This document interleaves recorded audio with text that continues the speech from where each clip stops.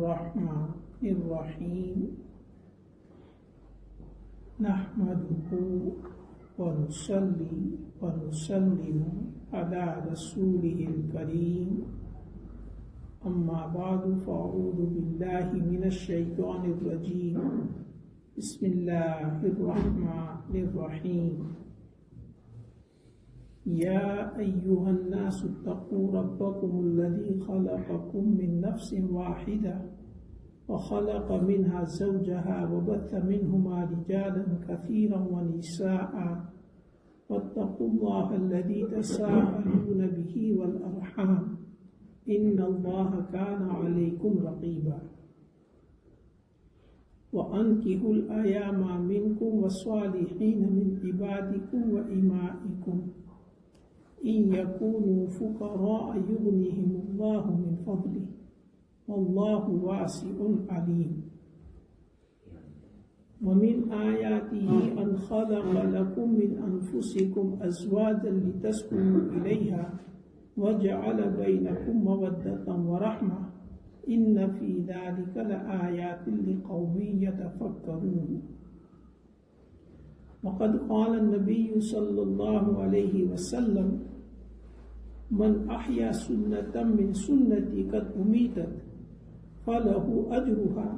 وأجر من عمل بها من غير أن ينقص من أجورهم شيئا أو كما قال عليه الصلاة والسلام صدق الله العظيم وصدق رسوله النبي الكريم.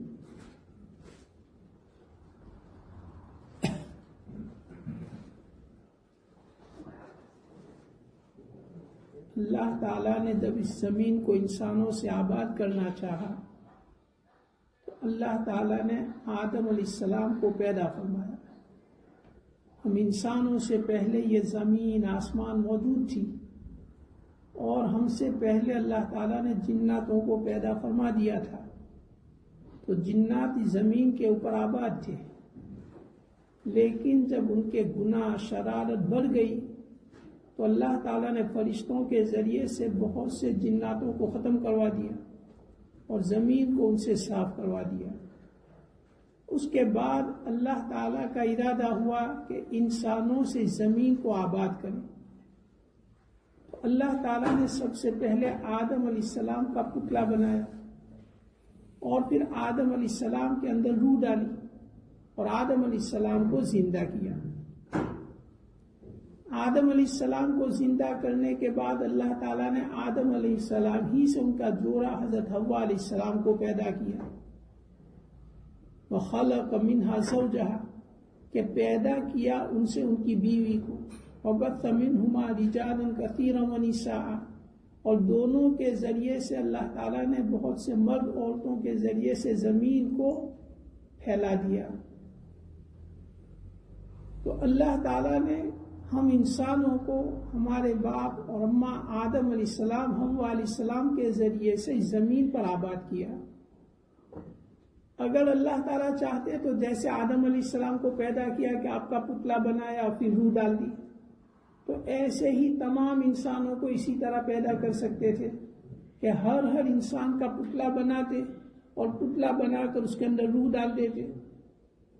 لیکن اللہ تعالیٰ نے ایسا نہیں کیا، بلکہ آدم علیہ السلام کے بعد اللہ تعالیٰ نے حوا علیہ السلام عورت کو پیدا کیا. آدم علیہ السلام کو پیدا کرنے کے بعد ان کے ساتھی بننے کے لیے اللہ تعالیٰ نے آدم علیہ السلام جیسا دوسرا انسان نہیں بنایا کہ وہ آدم علیہ السلام کے ساتھی بنے، آپ کے مددگار بنے،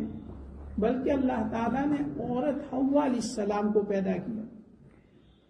اور دونوں میں نکاح کا سلسلہ قائم کیا.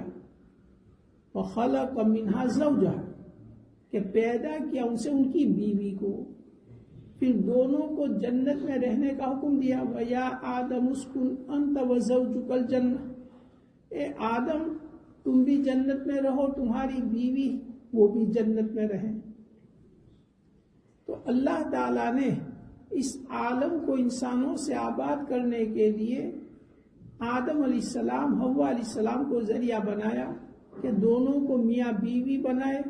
اور دونوں کے درمیان میں نکاح قائم کیا، اور ان کے ذریعے سے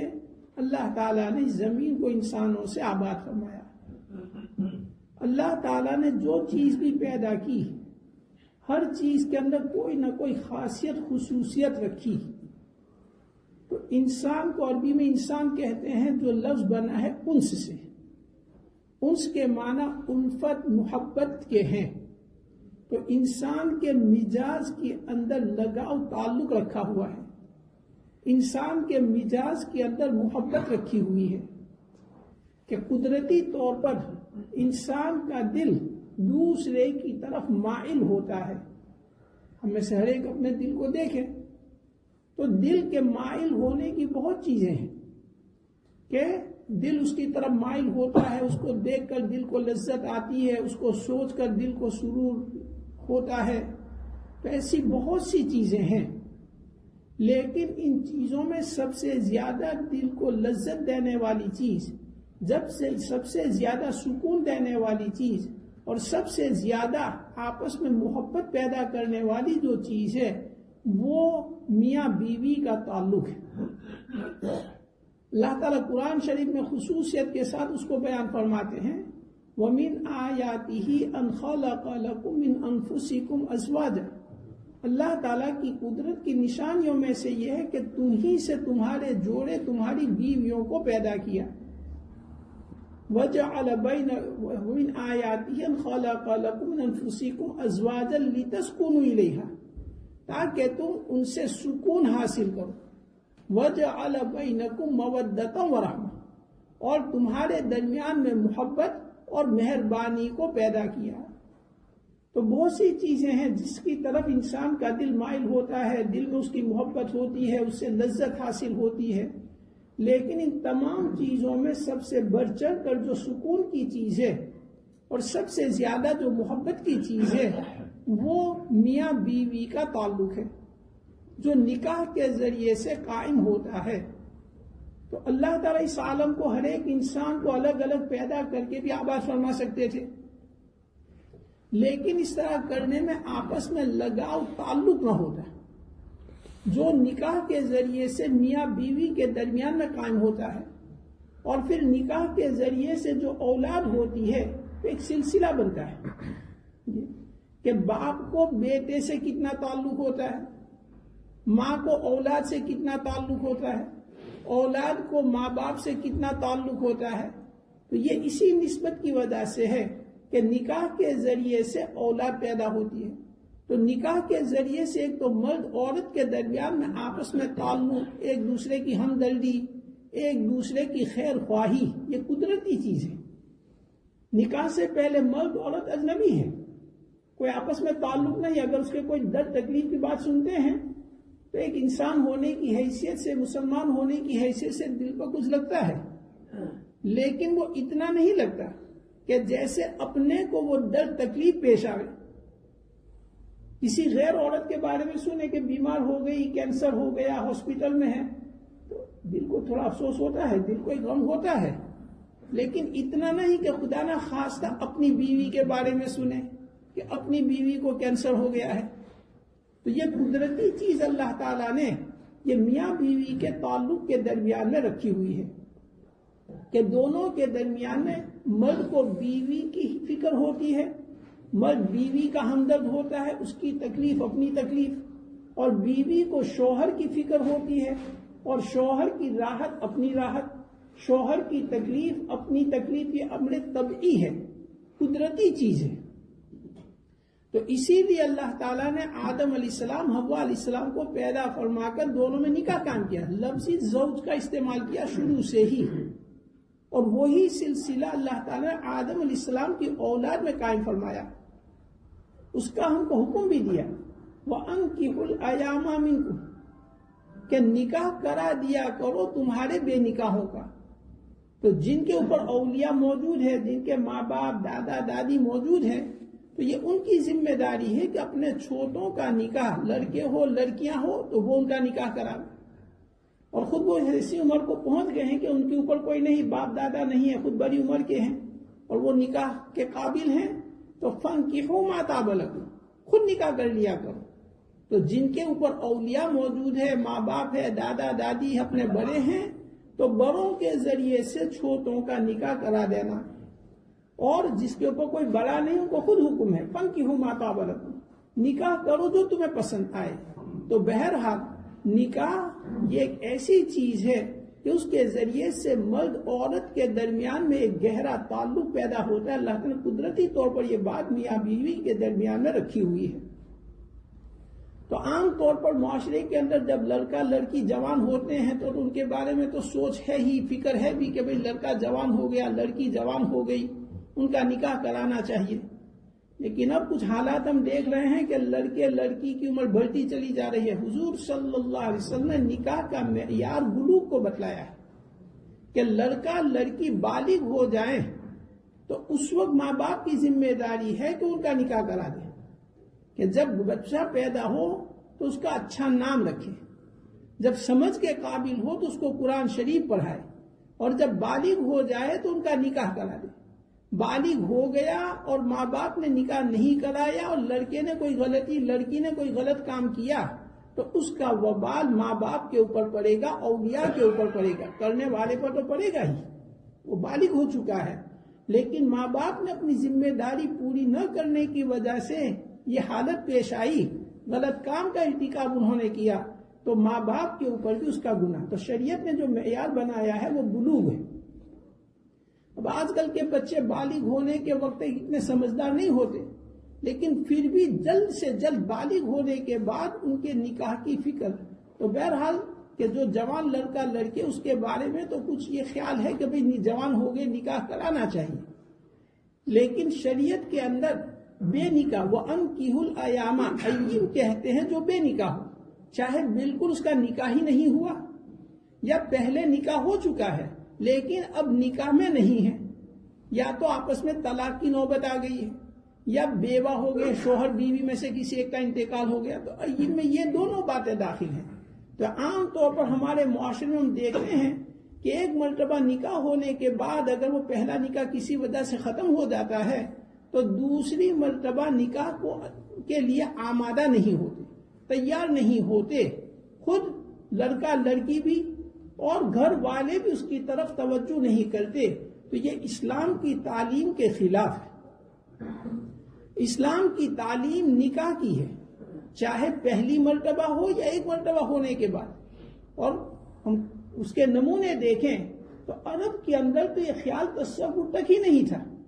کہ بھئی ایک مرتبہ نکاح کرنے کے بعد دوسری مرتبہ نکاح نہ کیا جائے۔ خود حضور صلی اللہ علیہ وسلم ہمارے لیے نمونہ ہے کہ حضرت خدیجہ رضی اللہ تعالیٰ سے آپ کا نکاح ہوا، اور نبوت کے 10ویں سال میں حضرت خدیجہ رضی اللہ تعالیٰ عنہ کا انتقال ہو گیا۔ اسی سال حضور صلی اللہ علیہ وسلم نے حضرت سودا رضی اللہ تعالیٰ سے فوراً نکاح فرما لیا، اور سودا رضی اللہ تعالیٰ عنہ وہ بیوہ تھی، ان کے شوہر کا انتقال ہو چکا تھا۔ اور اسی طریقے سے اسی سال میں حضور صلی اللہ علیہ وسلم نے حضرت عائشہ رضی اللہ تعالیٰ عنہ سے نکاح فرمایا، اسے 2-3 سال کے بعد مدینہ شریف جا کر رخصتی فرمائی۔ اسی طریقے سے مدینہ شریف جانے کے بعد حضور صلی اللہ علیہ وسلم کے متبنہ منہ بولے بیٹے عطوطسن حضرت زید بن حارثہ رضی اللہ تعالیٰ عنہ تھے، تو ان کا نکاح زینب بنت جہش رضی اللہ تعالیٰ سے ہوا تھا، جو حضور صلی اللہ علیہ وسلم کی پھوپھی ذات بہن تھی، پھوپھی کی لڑکی تھی۔ دونوں میں نکاح نہیں ہوا، حضرت زید رضی اللہ تعالیٰ عنہ نے ان کو طلاق دے دی۔ طلاق کے بعد عدت ختم ہوئی تو حضور صلی اللہ علیہ وسلم حضرت زید رضی اللہ تعالیٰ عنہ ہی کو پیغام دے کر بھیجا۔ حضرت زینب رضی اللہ تعالیٰ جو ان کی پہلی بیوی تھی، تو حضرت زید رضی اللہ تعالیٰ عنہ ہی کو پیغام دے کر بھیجا۔ انہوں نے جواب دیا کہ میں اپنے اللہ تعالیٰ سے استخارہ کروں گی اور بھی جواب دوں گی۔ اتنے میں اللہ تعالیٰ ہی کی طرف سے جواب آ گیا، فَلَمَّا قَضَى زَيْدٌ مِّنْهَا وَطَرًا زَوَّجْنَاكَهَا، جب زید نے اپنی حاجت ان سے پوری کر لی تو ہم نے تمہارا نکاح ان سے کرا دیا۔ تو بہرحال کہ حضور صلی اللہ علیہ وسلم کو بہرحال یہ تصور مسلمان کا کہ ایک مرتبہ نکاح ہونے کے بعد دوسرا نکاح نہیں ہونا چاہیے، یہ اسلام کی تعلیم کے خلاف ہے۔ ہم اپنے معاشرے میں دیکھتے ہیں کہ بہت سے جوان لڑکے لڑکیاں جس کی ابھی پہلی مرتبہ بھی شادی نہیں ہوئی، اور عمر کے لحاظ سے 25, 30, 35 سال کی عمر تک پہنچے جا رہے ہیں، یہ کتنے خطرے کی بات ہے۔ اسی طریقے سے حالات کے اندر ویسے بھی ہر ماحول کے اندر ایسا ہوتا ہے کہ بیوہ یا ایک مرتبہ نکاح ہوا ہے، وہ نکاح ختم ہو چکا ہے، لیکن یہ جو حالات ہے اس کے اندر تو ایسے بہت سے ایسے واقعات ہیں کہ کہیں شوہر کا انتقال ہو گیا ہے، کہیں بیوی کا انتقال ہو گیا ہے، تو لہٰذا یہ ضروری ہے کہ جب اکیلے ہو، جوان ہو، پہلی مرتبہ ہو یا ایک مرتبہ نکاح ہو چکا ہو، تو یہ مسلمان کا یہ نظریہ کہ بس ایک مرتبہ نکاح ہو گیا، معاملہ ختم ہو گیا، اب زندگی ویسے ہی گزاریں گے، یہ اسلامی تعلیم کے خلاف ہے۔ تو لہٰذا اب چونکہ ماحول ایسا نہیں رہا، تو حتیٰ کہ صحابہ صحابیات خود بخود ان چیزوں کے اندر آمادہ ہوتے تھے۔ حضرت عمر رضی اللہ تعالیٰ عنہ، آپ کی صاحبزادی حضرت حفصہ رضی اللہ تعالیٰ عنہ، ان کے شوہر کا احد کے اندر انتقال ہو گیا تھا، غزوہ احد کے اندر۔ جب ان کی عدت ختم ہوئی تو عدت ختم ہوتے ہی عمر رضی اللہ تعالیٰ عنہ نے پہلے ابو بکر رضی اللہ تعالیٰ عنہ سے پوچھا، اس کے جب ان کو کوئی جواب، پہلے عثمان رضی اللہ تعالیٰ عنہ سے پوچھا کہ اگر تم چاہو تو حفصہ کا نکاح تم سے کرا دوں۔ انہوں نے جواب دیا کہ ابھی میرا ارادہ نہیں ہے۔ اس کے بعد آپ نے حضرت ابو بکر رضی اللہ عنہ سے پوچھا کہ اگر آپ چاہو تو حفصہ کا نکاح تم سے کرا دوں، انہوں نے کوئی جواب نہیں دیا۔ اتنے میں خود حضور صلی اللہ علیہ وسلم نے حفصہ رضی اللہ تعالیٰ کے پیغام دیا اور آپ کا نکاح حضرت حضور صلی اللہ علیہ وسلم کے ساتھ ہو گیا۔ تو بہرحال کہ یہ جو تصور ہمارے اندر ہے، یہ اسلامی تصور، اسلامی نظریہ نہیں، یہ ہندوؤں کا طریقہ ہے۔ ہندوؤں میں تو معلوم نہیں، پہلے یہاں تک تھا کہ شوہر مر جاتا تھا تو اس کے ساتھ اس کو جلاتے تھے، تو جہاں شوہر آگ کے اندر جلایا جاتا تھا تو زندہ بیوی بھی اس کے ساتھ ساتھ آگ کے اندر جاتی تھی کہ بس شوہر گیا تو اس کے ساتھ۔ تو یہ جہالت کی بات ہے، اسلام نہ اس کی اجازت دیتا ہے اور نہ اس کو پسند کرتا ہے۔ ہمارے یہاں یہ ہے کہ مرد عورت کو چاہیے کہ با نکاح ہو، چاہے پہلی مرتبہ کا موقع ہو یا ایک مرتبہ نکاح ہو چکا ہے، اس میں اپنے دین کی حفاظت ہے اور اس میں اپنے دنیا کی بھی حفاظت ہے۔ یہاں کے حالات دیکھتے ہوئے یہ کہ بھئی چلو زندگی گزار لیں گے، تو یہ خیالات غلط ہیں، چونکہ اللہ تعالیٰ نے سکون کی جو چیز رکھی ہے وہ میاں بیوی کے درمیان میں رکھی ہے، تو جوانی کے حالات میں تو اور بھی زیادہ ضرورت ہے۔ بعض مرتبہ شروع میں تو ایک جذبہ ہوتا ہے کہ بس ایک نکاح کافی ہے، اب بچے ہیں، بچوں کے ساتھ زندگی گزار لوں گا، بچوں کے ساتھ زندگی گزار لوں گی، لیکن آہستہ آہستہ شیطان اپنا کام کرنا شروع کر دیتا ہے۔ یہ سنگل پیرنٹس فیملی جو کہا جاتا ہے، تو آہستہ آہستہ شیطان بہکانا شروع کرتا ہے کہ عورت بھی اکیلی ہے، مرد بھی اکیلا ہے، تو ظاہری طور پر الگ رہتے ہیں لیکن چپکے سے آپس میں تعلقات پیدا ہو جاتے ہیں۔ تو شیطان اس طریقے سے دین بھی برباد کرتا ہے، حیا شرم بھی برباد کرتا ہے۔ اور یہاں کا ماحول ایسا ہے کہ اپنی اولاد ہے تو اولاد جب شادی شدہ ہوتی ہے تو پھر وہ اپنا الگ تھلگ ہو جاتے ہیں، تو اگر مرد ہے تو بیچارہ پورے گھر میں اکیلا ہو جاتا ہے، اگر عورت ہے تو اکیلی گھر میں عورت ہو جاتی ہے، عمر ہوتی ہے، سہارے کی ضرورت ہوتی ہے، تو لہٰذا میاں بیوی یہ سب سے قریب کا تعلق ہے۔ تو بہرحال چونکہ ماحول نہیں ہے، اس لیے بہت سے ایسے ہوتے ہیں کہ ان کے دل میں جذبہ ہوتا ہے کہ ہم نکاح کریں لیکن زبان پر نہیں لا سکتے، تو ایسے موقع پر جو ایسے ہیں لڑکا لڑکی ہے لیکن لڑکا بلا شادی کے ہے یا بیوی کا انتقال ہو گیا ہے، تو ماں باپ کی ذمہ داری ہے کہ ان کو آمادہ کریں کہ ماشاءاللہ بھی تم نکاح کے قابل ہو، رہے اولاد تو صحابیات اور صحابہ کو دیکھو، وہ صاحب اولاد ہوتے تھے۔ حضرت ام سلمہ رضی اللہ تعالیٰ عنہ، جب ان کے شوہر حضرت ابو سلمہ رضی اللہ تعالیٰ عنہ کا انتقال ہو گیا تو ان کے 3 بچے تھے۔ جب ان کی عدت ختم ہو گئی تو حضور صلی اللہ علیہ وسلم کو پیغام دیا کہ میں آپ سے نکاح کرنا چاہتا ہوں، تو انہوں نے عذر پیش کیا کہ حضور میرے بچے ہیں، اور دوسری بات کہ مجھے غیرت آتی ہے کہ اپنے شوہر کے بعد کسی دوسرے سے نکاح کروں۔ تو حضور صلی اللہ علیہ وسلم نے فرمایا کہ میں اللہ تعالیٰ سے دعا کرتا ہوں کہ اللہ تعالیٰ تمہاری غیرت کو ختم کر دے۔ یعنی غیرت کا مطلب یہی ہے کہ ایک شوہر کے پاس رہ چکی، اب اس کے بعد دوسرے شوہر کے پاس رہوں، یہ مجھے شرم آتی ہے۔ تو حضور صلی اللہ علیہ وسلم نے میں اللہ تعالیٰ سے دعا کروں گا کہ اللہ تعالیٰ تمہاری یہ غیرت، یہ شرم کو دور کر دے، کہ دل میں جو رکاوٹ ہوتی ہے وہ ختم ہو جائے۔ اور رہا بچے، تمہارے بچے وہ میرے بچے ہیں. تو لہٰذا چاہے مرد کے بچے ہو عورت کے بچے ہو، تو بچوں کی وجہ سے ٹھیک ہے چھوٹی عمر ہے، ان کو نگرانی پرورش کی ضرورت ہے، لیکن اس کے ساتھ دوسری چیزوں کو بھی. تو بہرحال کہ یہ نظریہ ہونا، تو عام طور پر ہمارا ماحول چونکہ دوسرے نکاح کا نہیں ہے، اس لیے وہ بیچارے اپنی زبان سے اور خود کرنے میں کوئی شریعت میں قباحت نہیں ہے. بڑی عمر کے ہیں خود بخود. ایک صحابیہ کا واقعہ ہے کہ وہ حالت حمل میں تھی اور اسی حالت میں شوہر کا انتقال ہو گیا. شوہر کے انتقال کے کچھ ہی دنوں کے بعد ان کو بچہ پیدا ہو گیا، اور یہ شریعت کا مسئلہ ہے. وَأُولَاتُ الْأَحْمَالِ أَجَلُهُنَّ يَضَعْنَ حَمْلَهُنَّ، کہ جو عورتیں حمل والی ہیں اور ایسی حالت میں ان کو طلاق مل جاوے یا ایسی حالت میں شوہر کا انتقال ہو جائے، تو ان کی عدت کی جو مدت ہے وہ وضع حمل ہے. بچہ پیدا ہو جائے تو بچہ پیدا ہوتے ان کی عدت ختم ہو جاتی ہے. اور جس عورت کے شوہر کا انتقال ہو جائے اور وہ حمل سے نہیں ہے تو 4 مہینے 10 دن تک انتظار کرنا ہے. تو ان کے شوہر کا انتقال ہو گیا اور وہ حالت حمل میں تھی. شوہر کے انتقال کے کچھ ہی دنوں کے بعد ان کو بچہ پیدا ہو گیا. تو انہوں نے مسئلے کے مطابق یہ کہ اپنی صفائی وغیرہ کر کے اور اپنے آپ کو دوسرے پیغام کے لیے پیش کیا. تو اس طریقے سے تیار بنی ہوئی بیٹھی ہوئی تھی، وہاں سے ایک صحابی گزرے اور انہوں نے کہا کہ بھئی تمہاری تو عدت ہے 4 مہینے 10 دن، یہ تم کیسے بناؤ سنگار کر کے بیٹھی ہوئی ہو. تو فوراً انہوں نے اپنے آپ کو اپنے کپڑے سمیٹ لیے اور شام کے وقت حضور صلی اللہ علیہ وسلم کی خدمت میں حاضر ہوئی اور عرض کیا کہ حضور میرا یہ حال ہے، میرے شوہر کا انتقال ہو گیا، میں حمل سے تھی اور چند دن ہوئے، 4 مہینے 10 دن پورے نہیں ہوئے ہیں، چند دن ہوئے ہیں کہ مجھے بچہ پیدا ہوا ہے. تو اب میری عدت ختم ہو گئی، میں دوسرا نکاح کرنا چاہوں تو کر سکتی ہوں یا نہیں؟ حضور صلی اللہ علیہ وسلم فرمایا کہ اگر تمہاری رائے ہو تو تم نکاح کر سکتی ہو. تو دیکھو، تو یہاں چند دنوں کے بعد ہی وہ نکاح کے لیے آمادہ ہوئی. تو یہ جو ہمارا تصور کہ بھئی پہلے شوہر تھا آپ کیسے دوسرا نکاح کریں، یا پہلی بیوی تھی، تو یہ شریعت کے مطابق نہیں ہے. بہرحال ہمارا ماحول نہ ہونے کی وجہ سے خود بخود کہتے ہوئے شرماتے ہیں،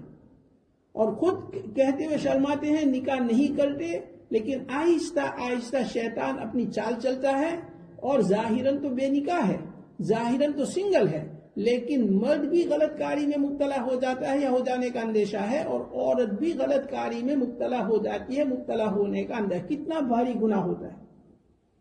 اور یہ مستقل حضور صلی اللہ علیہ وسلم کی سنت ہے. تو جو ایسے ہیں کہ جن کے ماں باپ ذمہ دار ہیں، تو یہ ان کی ذمہ داری ہے کہ ان کو اس کے اوپر آمادہ کریں. اور جو ایسے ہیں کہ خود بڑی عمر کے ہیں، ان کے ماں باپ نہیں ہیں، تو ان کی اولاد کو چاہیے کہ اولاد بڑی ہو چکی ہے، اولاد خود صاحب اولاد وغیرہ ہو چکی ہے، بیٹا بیٹی ہے، تو ان کو چاہیے کہ وہ اپنے ماں باپ کو کہے کہ ابا نکاح کر لو، اماں نکاح کر لو. یہ نہیں کہ خود رکاوٹ بنے کہ نہیں دوسرا نکاح نہیں کرنے دیں گے. یہ بہت جہالت کی بات ہے. تو بہرحال یہ، اور اگر یہ کہ ایسے بھی نہیں تو تعلق والے لوگ تو ہوتے ہی ہیں. تو لہٰذا یہ بہت بڑی سنت کا زندہ کرنا ہے. حضور صلی اللہ علیہ وسلم کا ارشاد ہے، من احیا سنت من سنتی قد امیتت، کہ جس نے زندہ کیا میری سنتوں میں سے کوئی سنت جس کو مٹا دیا گیا تھا، تو اس کے لیے اس کے بعد جو بھی عمل کریں گے ان سب کا ثواب اس پہلے والے کو ملے گا. تو لہٰذا جہاں پہلی مرتبہ نکاح یہ ضروری ہے، تو اسی طریقے سے دوسری مرتبہ. اور جیسے عرض کیا کہ کوئی کہے کہ ہماری عمر اتنی ہو گئی ہے، تو یہاں کا جو ماحول ہے کہ کتنے لوگوں کو بیچاروں کو دیکھا جاتا ہے کہ پورا مکان ہے لیکن عورت اکیلی رہ رہی ہے، اور اس کا آہستہ آہستہ دل پر اثر پڑتا ہے، وحشت ہو جاتی ہے، خوف طاری ہوتا ہے. تو اور اولاد ہے، اولاد خود صاحب اولاد ہو جاتی ہے تو ان کی فکر ان کی طرف ہوتی ہے. وہ چاہے کھانا پہنچا سکتے ہیں، تھوڑی دیر کے لیے گھر پر آ سکتے ہیں، اپوائنٹمنٹ میں لے جا سکتے ہیں، لیکن جو ہر وقت کا تعلق ہے وہ اولاد کی طرف سے حاصل نہیں ہو سکتا. یہ تعلق میاں بیوی ہی کے ذریعے سے، اگرچہ عمر بڑی ہو جائے. حضور صلی اللہ علیہ وسلم کے نکاح کو دیکھیں، جب حضرت خدیجہ رضی اللہ تعالیٰ کا انتقال ہوا تو اس وقت حضور صلی اللہ علیہ وسلم کی عمر مبارک 50 سال کی تھی. فوراً آپ نے اسی وقت حضرت سودا رضی اللہ عنہ سے 50 سال کی عمر میں نکاح فرمایا، اور اس کے بعد مدینہ شریف جانے کے بعد تو آپ کی عمر اس سے بھی زیادہ تھی۔ اسی طریقے سے ابو بکر صدیق رضی اللہ تعالیٰ عنہ، یعنی کہ صحابہ کے اندر یہ خیال تک نہیں تھا کہ بس ایک نکاح ہو گیا بات ختم، نہیں، جب بیوی کا انتقال ہو جاتا ہے یا جدائی ہو جاتی تو نہ تو عورت کو یہ خیال ہوتا ہے کہ اب زندگی ویسے ہی گزار دیں گے، نہ مرد کو یہ خیال ہوتا ہے کہ زندگی ویسے ہی گزار، فوراً دوسرے نکاح کی فکر کرتے۔ حضرت اسماء بنت امیس رضی اللہ تعالیٰ عنہ، حضرت جعفر بن ابی طالب رضی اللہ تعالیٰ عنہ جو علی رضی اللہ تعالیٰ کے بڑے بھائی تھے، ان کی بیوی تھی۔ مکہ شریف سے دونوں ہجرت کر سے حبشہ تشریف لے گئے، اور جب حضور صلی اللہ علیہ وسلم ہجرت فرما کر مدینہ شریف تشریف لائے تو پھر وہاں سے وہ مدینہ شریف ہجرت کر کے آ گئے۔ غزوہ موتا پیش آیا، حضور صلی اللہ علیہ وسلم زید بن حارثہ کو بھی اور حضرت جعفر رضی اللہ تعالیٰ کو امیر فوج بنایا تھا، تو وہ غزوہ موتا کے اندر شہید ہو گئے۔ تو ان کے شہید ہونے کے بعد حضرت اسماء بنت امیس رضی اللہ جو ان کی بیوی تھی، عدت ختم ہونے کے بعد حضرت ابو بکر صدیق رضی اللہ تعالیٰ عنہ نے ان سے نکاح فرمایا۔ اس وقت حضرت ابو بکر صدیق رضی اللہ تعالیٰ عنہ کی عمر تقریباً 55 سے زیادہ تھی۔ جب حضرت ابو بکر صدیق رضی اللہ تعالیٰ عنہ کا انتقال ہو گیا تو حضرت اسماء بنت امیس رضی اللہ تعالیٰ عنہ سے حضرت علی رضی اللہ تعالیٰ عنہ نے نکاح فرمایا، جو جعفر رضی اللہ عنہ کے چھوٹے بھائی تھے۔ یہ دوسری بات ہے کہ ہمارے یہاں یہ کہ بھئی ایک بھائی سے نکاح ہوا تو اب دوسرا بھائی اس کو، حالانکہ اس میں شریعت میں کوئی قباحت نہیں کہ مثلا بھائی کی بیوی تھی، ان کے بچے ہیں، بھائی کا انتقال ہو گیا اور دوسرا بھائی نکاح کے قابل ہے تو دوسرا بھائی اسی عورت سے نکاح کر لے تو آپس میں میاں بیوی بھی بن جائیں گے، اور ان کی جو اولاد ہوگی وہ اولاد کو بھی، چونکہ محرم ہے پہلے سے ہی، تو لہٰذا ان کی حفاظت کا اور ان کی تربیت کا آسانی سے طریقہ ہو جائے گا۔ تو بہرحال کہ یہ بہت ضروری، آج کل کے حالات میں دیکھو کہ بکثرت ویسے بھی یہ حالات نہ بھی ہو، لیکن معاشرے کے اندر ایسے لوگ ہوتے ہیں جو بے نکاح ہے، تو یہ مسلمان کا خیال، لیکن جیسے عرض کیا، اور خود بخود پیشکش کرنے میں بھی شریعت میں کوئی ممانعت نہیں ہے، بلکہ سنت کی نیت سے کرے تو ثواب بھی ہے، عفت پاک دامن رہنے کی نیت سے کرے تو اس میں ثواب بھی ہے۔ اور دوسرا کہ اکیلے پن کی جو وحشت ہے، جو عمر ہوتی ہے، چاہے میاں بیوی کے تعلق کی ضرورت نہیں ہے، اولاد حاصل کرنے کی ضرورت نہیں ہے، لیکن اس کی ضرورت تو ہے، سکون کی ضرورت تو ہے، تو گھر میں اکیلی بیچاری عورت ہے، رات کا وقت ہے، دن میں بھی کیا کرے گی، وحشت ہوتی ہے، تو کم از کم گھر میں مرد اور چاہے بڑی عمر کے ہیں، ہاں اولاد ہیں، رشتہ دار ہیں، آئے جائیں، ان کا کام کر دیں،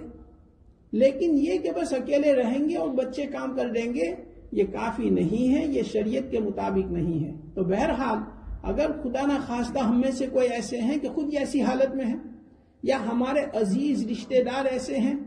حتیٰ کہ ہمارے ماں باپ میں سے کوئی ایسے ہیں، ہماری اولاد میں سے کوئی ایسے ہیں، تو اس چیز کے بارے میں یہ خیال تصور نہیں ہونا چاہیے کہ بس ایک مرتبہ نکاح کر لیا، نہیں، بلکہ نکاح کے لیے آمادہ تیار ہونا چاہیے۔ حضور صلی اللہ علیہ وسلم کا جب وصال ہوا تو آپ کے نکاح میں 9 بیویاں تھیں۔ وصال سے پہلے غزوہ خیبر کے موقع پر آپ نے حضرت صفیہ رضی اللہ تعالیٰ عنہ سے نکاح فرمایا، اس وقت آپ کی عمر مبارک 60 سال کے قریب تھی، تو اس میں عمر کا بھی کوئی لحاظ نہیں۔ میرے حضرت محمد صلی اللہ علیہ وسلم رحمۃ اللہ علیہ فرمایا کرتے تھے کہ اللہ تعالیٰ کسی بوڑھے کی بیوی کو نہ مارے، چونکہ بڑھاپا ہوتا ہے، عورت تو بیچاری ویسے ہی لڑکے اور بچیاں ہیں ان کے ساتھ نبھا لے گی، لیکن مرد کے لیے نبھانا مشکل ہوتا ہے۔ تو لہٰذا یہ کہ جو بے نکاح ہے تو اس کے اندر کاوش، آج کل اس میں کاوش بہت ہو گئی ہے، بہت باریک باریک باتوں کو دیکھتے ہیں اور ان باریک باریک باتوں کو نہ پانے کی وجہ سے انکار کر دیتے ہیں۔ حضور صلی اللہ علیہ وسلم نے ہمیں بہت سادہ آسان معیار بتلایا ہے کہ جب تمہیں نکاح کرنا ہو، اذا خطب الیکم من ترضون دینہ وخلقہ فزوجوہ، کہ جب تمہیں کوئی پیغام دے کہ تم ان کے دین سے راضی ہو اور تم ان کے اخلاق سے راضی ہو تو نکاح کرا دو۔ اب چاہے تمہارا لڑکا ہے، سامنے والوں کی لڑکی ہے، یا تمہاری لڑکی ہے، سامنے والوں کے، دونوں کے لیے معیار ہے کہ اصل یہ 2 باتیں دیکھنا ہے کہ ظاہری دینداری. ظاہری دینداری کا مطلب ہے کہ ظاہر کے مطابق، شریعت کے مطابق نماز کا پابند ہے، روزے کا پابند ہے، ظاہری وضاحت مسلمان جیسی ہے، تو یہ ظاہری دینداری ہوئی. اور اخلاق کا تعلق جو ہے طبیعت کا نرم ہے، اچھے عادتوں والا ہے، غلط عادت نہیں ہے. تو یہ دو چیزوں کو فرمایا. اور آگے کی باتوں کو دیکھنا کہ جاب کیسا ہے، سیلری کتنی ہے، مکان کیسا ہے، یہ چیزیں مقدرات ہیں. اگر اس وقت یہ ہے لیکن مقدر میں اور کچھ لکھا ہوا تو تھوڑے وقت کے بعد سارا پلٹ جاتا ہے. تو اسی لیے اللہ تعالیٰ نے قرآن شریف میں اس کو خصوصیت کے ساتھ بیان فرمایا،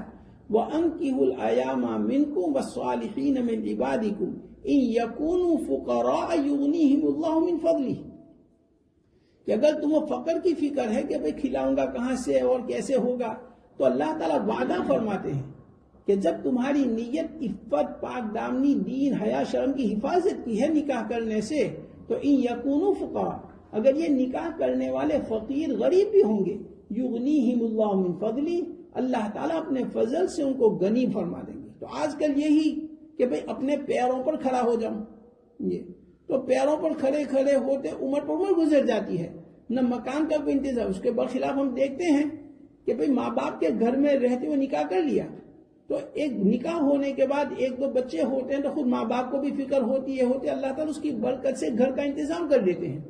اب چاہے تو کرائے کے مکان میں ہو یا پھر خود ہی اپنا مکان ہو، لیکن جو اس طرح سوچتا ہے کہ پہلے مکان لے لوں اور پھر شادی کروں گا، تو سال پر سال گزر جاتے ہیں. تو بہرحال کہ اللہ تعالیٰ نے ہمیں نکاح کا حکم دیا ہے، نکاح کی ترغیب دی ہے، خود اپنے لیے بھی کہ جو نکاح کی عمر کو پہنچ چکے ہیں تو اللہ پر بھروسہ کر کے یہ دو چیزوں کو لے کر آمادہ ہو جائے. اور جن کا پہلے نکاح ہو چکا ہے اور اس وقت نکاح نہیں ہے،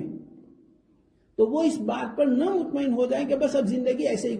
گزاریں گے. یہ شیطان کا ایک ہیلا ہے آئندہ چل کر غلط کاری میں ڈالنے کے لیے. تو لہٰذا یہ کہ خود کوئی شریعت میں حرج نہیں، وہ اپنے تعلق والے ہوں ان کے کہہ دیں، یا جو ماں باپ والے ہیں تو ماں باپ کو چاہیے کہ اپنے اولاد کو نکاح پر آمادہ کریں. اور جو ماں باپ خود ایسے ہیں چاہے بڑی عمر کے ہو، جیسے مثالیں پیش کی کہ چاہے 50-60 سال کے ہو جائے تب بھی نکاح کرنے، چونکہ قرآن شریف جو کہتا ہے سکون، اور یہ بہت بڑی چیز ہے کہ دل کا سکون، تو میاں بیوی کے درمیان میں جو سکون ہو سکتا ہے وہ کسی اور کے ذریعے سے حاصل نہیں ہو سکتا. اولاد، تعلق والے، پڑوسی وغیرہ، رشتہ دار وہ کھانا دے سکتے ہیں، اپوائنٹمنٹ میں لے جا سکتے ہیں، لیکن جو دل کا لگاؤ تعلق میاں بیوی میں، ہن لباس لکم وانتم لباس لہن، اللہ تعالیٰ فرماتے ہیں کہ عورتیں تمہارے لیے لباس ہیں اور تم ان کے لیے لباس ہیں. جیسے کہ لباس کے بغیر انسان کو چین سکون نہیں، تو ایسے یہ تعلق ہے. تو بہرحال تو جو بات میں نے عرض کی ہے، تو حالات کو دیکھتے ہوئے ہر وقت یہ، لیکن اس وقت اور بھی زیادہ اور ایسے حالات پیش آ رہے ہیں کہ سنگل پیرنٹس ہو کر رہ رہے ہیں، لیکن کچھ مدت کے بعد شیطان بہکاتا ہے اور غلط کاری کے اندر مبتلا کر دیتا ہے. تو کتنے بڑے گناہ کے اس کے بجائے ایک سنت کی نیت سے، تو جو ایسی حالت میں ہو ہمت کر کے اس کے لیے یہ کریں، اور سادگی کے ساتھ نکاح ہو اور سادگی کے ساتھ رہن سہن ہو. انشاءاللہ تعالی اس سے جو اس کی خرابی اس سے حفاظت ہوگی اور اس کی جو برکتیں ہیں وہ حاصل ہوگی. اللہ تعالی ہمیں دین کی عظمت نصیب فرمائے. حضور صلی اللہ علیہ وسلم جو ہمیں تعلیم فرمائی ہے اس کو اپنانے کی توفیق عطا فرمائے، اور اللہ تعالی اس کی برکتیں نصیب